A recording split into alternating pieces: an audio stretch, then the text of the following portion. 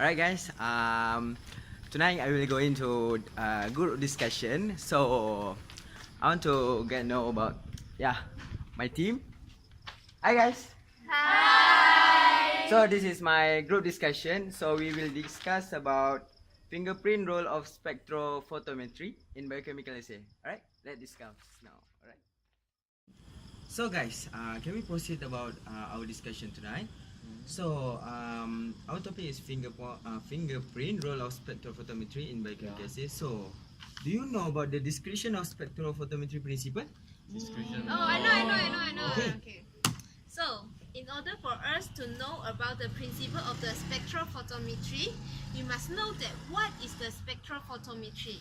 Spectrophotometry is a refined version of a calorimeter. So, do you guys know about calorimeter? No. Okay. Calorimeter is a device that uses filter which allow a broad range of a wavelengths to pass through. And however, the spectrophotometry is a reason for grading is used to split incident beam into different wavelengths. Okay? Repeat again. Okay. I will repeat it again because I have a buzz, right? Yeah. Okay. So I repeat in the calorimeter. So calorimeter is a device that uses the filter which allow a broad range of wavelength to pass through. However, the spectrophotometry is a prism or grating is used to split the incident beam into different wavelengths. Okay. So the first principle of the spectrophotometry is it is the instrument that measures the amount of the photons absorbed after it passes through a sample solution. Amount of the non-chemical substance can also be determined by measuring the intensity of light detected. They usually have two types of the spectrometer that we use. So the first type is the UV visible spectrophotometer, and the second type is the infrared spectrophotometer. So do you guys more clear about the first principle? Yeah. But it Thank you. also get the second principle of the spectrophotometer. Oh, the okay, second do you, principle. yeah. Do anyone up here know about it? I don't No. Yes, I know. Oh, great. you can explain it. Okay. The second principle of spectrophotometry is Beer-Lambert law. Beer-Lambert law, we can say it as Beer's law also. So Beer-Lambert law, this law is to determine the unknown concentration after knowing the amount of absorption. So to know this equation of Beer-Lambert law, we must know the first two equation. Okay. The first one is the transmitted equation. Transmitted equation. So transmitted is actually a fraction of light that passed through the sample. So this IT is actually the light intensity after the beam of light passes through the cuvette. Okay, and this I naught is actually the light intensity before the beam of light passes through the cuvette. Okay, after we know the transmitted equation, we must also know the absorbent equation. Absorbent equation is actually stands for amount of photons that is absorbed. So this is the equation. Okay guys, did any of you all perhaps know about the structure of spectrophotometry? No. So based on what I found on the internet, Okay. Okay. there are four major components of the structure, which is the light source, sample cell, detector, and spectroscope. Okay, I'll be discuss two of the components and the other two will be discussed by my fellow members. Okay. Yeah. Me. Okay, first is the light source. There are two kinds of lamps in spectrophotometer, which is deuterium and tungsten. Tungsten is a continuous spectrum of 300 to 3000 nanometer is emitted, while deuterium emits a continuous spectrum of 168 to 500 nanometer with its maximum energy is at 250 nanometer. Wow. And the wavelength for tungsten is 340 to 1100 nanometer, while the deuterium is 185 to 360 nanometer. Okay. Okay, and the next one is sample cell. There are two important cells in spectrophotometer, which is glass and quartz cell. Lights in quartz cell. Lights in ultraviolet range are normally less. It has a wavelength within 340 nanometer or less than that. Thus, it cannot be measured by glass cell, because glass cell is to measure a visible range Okay. of 340 nanometer or more. Meanwhile, quartz cell allows a passage of light in the entire wavelength within in ultraviolet range or visible range, meaning that just now what I mentioned, which is the ultraviolet range, can be measured by the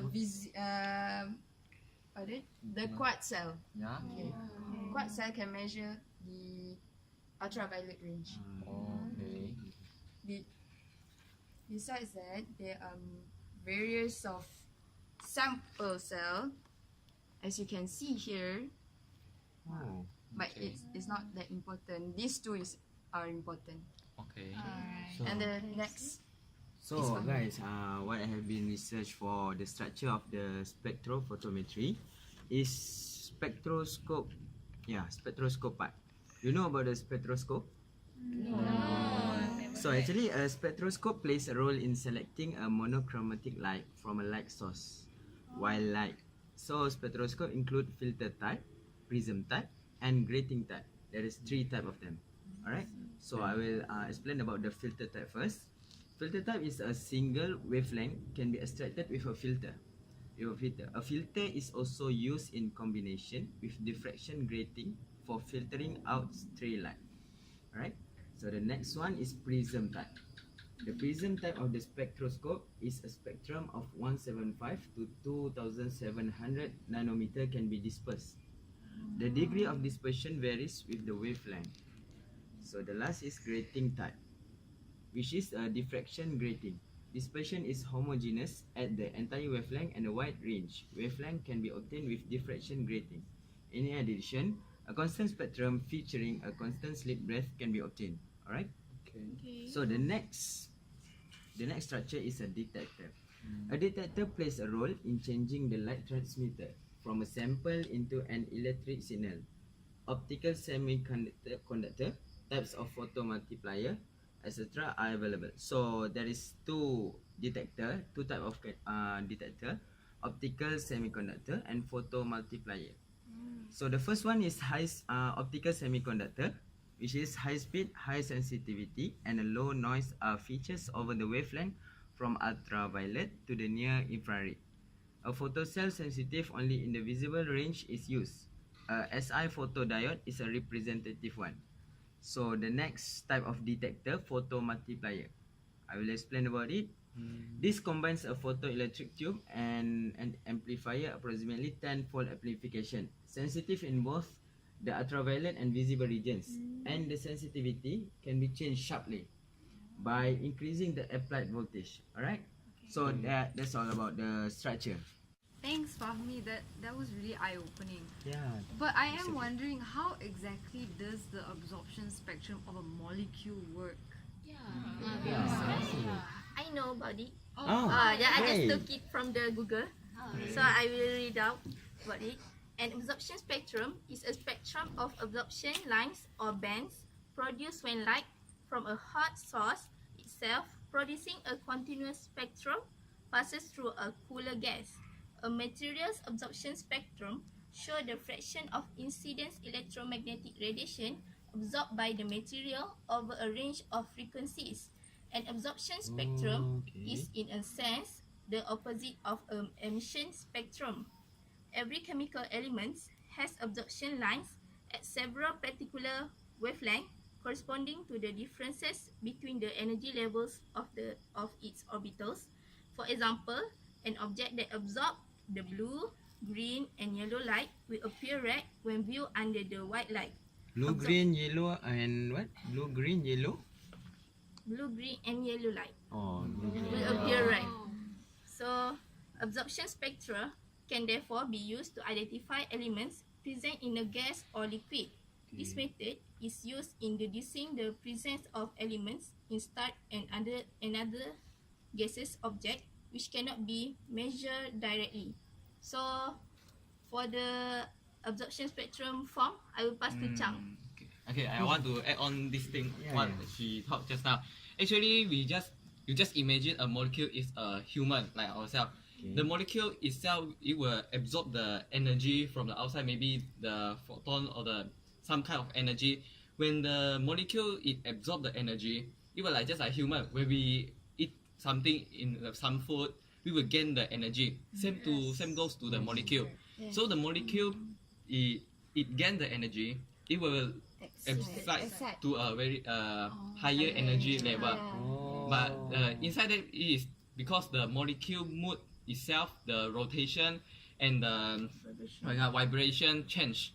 Because we gain the energy, it was very active, so the vibration and the rotation it will change. So this one is the main thing that cause the molecule access to a higher energy level. But however, this is not permanent. It will not stay at the higher energy level forever. After the molecule goes up to the higher energy level, it will finally drop back to the original line yeah. where the molecule start from. Okay. So the drop back or the re-emission of the molecule is actually will form the color we saw in the detector. So basically it like a bit relate to the physics, the interference. Oh yeah. It like the molecule it drop back, but it will. We now talking about one molecule only, right? Yeah. But if it's a more of molecule or 1,000 more or something, if in a big quantity of the molecule, it will appear as the spectrum, the light spectrum that we saw. But somehow, some molecule they might not fall down in a uniform direction. It is like it will go to another side and then crash with another molecule. That means that they were like interference, they destructive interference. So it will form a black spectrum. So it will like light spectrum, black spectrum, light spectrum, like that. Oh, this is occur in a spectrophotometry, right? Yeah. And I want to add on something is about chromophore. Do you know about chromophore? No. Okay, I need to actually, know it. chromophore is a compound or a group that contain unsaturated center, which means that the molecule have pi electron and the non-bonding electron. So Okay, the molecule have pi electron and non-bonding electron. We call that as chromophore. So actually, the absorption of the visible light can cause the transition of the pi or n electron, which means that those substance or the molecule that have the pi and the n electron, it will appear color. But by the way, can someone explain the function of spectrophotometry in bioassays? Let me explain the function. Yes, please. Everyone already explained the description, the structure, and the absorption. So the most important thing is actually the function. The function, yes. So the general function of spectrophotometer is used to measure how much a chemical substance is used to measure how much a chemical substance absorbs light by measuring the intensity of light as a beam of light passes through sample solution. Okay. Usually, spectrophotometry used to measure colored compounds in the visible region of light between 350 nanometer to 800 nanometer. What, 300? 350 nanometer to 800 nanometer. Okay. They are also helpful for procedure for protein purification and can be used as a method to create optical assays of a compound. And there's another function. It can also be used to find more information about the substance being studied, such as quantity, purity, and enzyme activity. But I will focus on the bioassay, which is the protein. Okay, for the protein will absorb the light at specific wavelength that can be used to measure the concentration of a purified protein in solution. So I think that's for my findings. So I will pass to my friend Sumaya. Oh, Sumaya. She will explain more. Well, the other day I read on the internet about how we can find out the concentration of monosaccharide glucose in our blood plasma. So do you guys want to know how? Yes. Well, the procedure is quite simple. First we have to mix the reagent with the blood plasma, which contains the glucose. Well, the reagent contains O-toluidine, which is a purplish substance because it contains iodine. So that's why it's kind of purplish. When the glucose reacts with the O-toluidine, it will create a greenish substance, which is a colored substance. And you know that colored substance will absorb a specific wavelength in the spectrophotometer. So when we put it in the substance inside a cuvette and into the spectrophotometer, we will get the result. The light will be absorbed at 620 nanometer until 650 nanometer. Therefore, the more the glucose present in the blood plasma, the more green complex will be formed. So therefore, more light will be absorbed by the solution, and when we get the absorbance and all and plug into the equation, we will get the concentration of glucose inside the blood plasma. So this is the function of spectrophotometry in bioassay, right? Oh, okay. One of So the thank you. application. Oh, okay. It's focused on bioassay. Oh, I'm very clear about it. Okay, thank you. Thank you. Okay, guys, is spectrophotometry only being used in bioassay? Yeah, actually it's not only just on bioassays. They can be applied for the forensic pharmacology and toxicology. Okay. And if you see, spectrophotometers, they have the ability to analyze visible light, and they require only a small sample for analysis. So there are various methods of spectroscopy such as UV, IR, which is infrared, and near infrared, which is explained by our member just now, Shuan.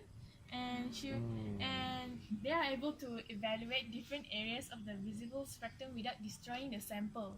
So when you acquire the evidence, you, even though there's just a little bit of the sample, it will be sufficient enough to use in the spectrophotometry. And then the evidence that is collected at the crime scene may include unknown pharmaceuticals or only trace residues of a substance that need undergo analysis. Like the FBI. Yeah. Oh. Like those CSI. That's I was watch because that? so interesting. Yeah. Yeah, it's very essential in the CSI and FBI. They use the spectrophotometry. Yeah. I feel like a forensic now.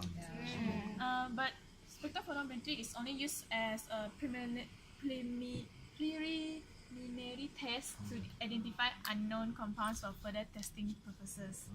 And discovering the components of the sample evidence provides information regarding the cause of death, poisoning, or possible drug use for medical and legal investigator on the case. So that's what it is about to be used in the forensics.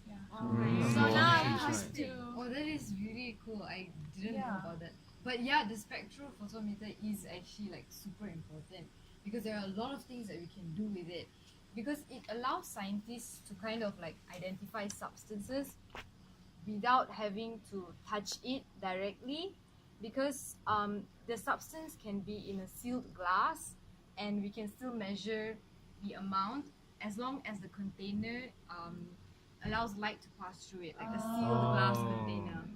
Yeah, so this is really great because we can measure things that are toxic and dangerous without having to directly have contact with it. Besides that, it's also useful for gaseous substances because gaseous substances need to be in a sealed container.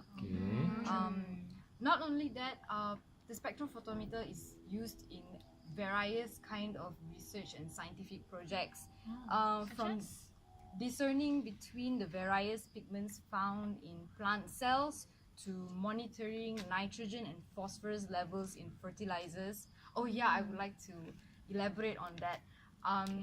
The nitrogen, this is used for in agriculture. The spectrophotometer is really important in agriculture to kind of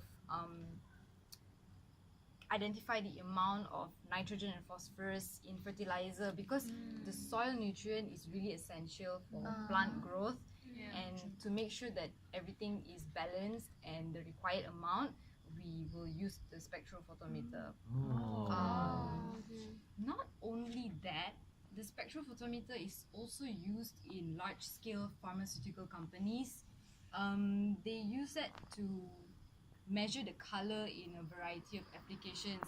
For example, the pills that we take, it's always very colorful, right? And they use the spectrophotometer to ensure the color and the dosage is the exact amount, so that we are taking the pills and we want to make sure we get the right dosage. Because So we don't overdose. yeah, exactly.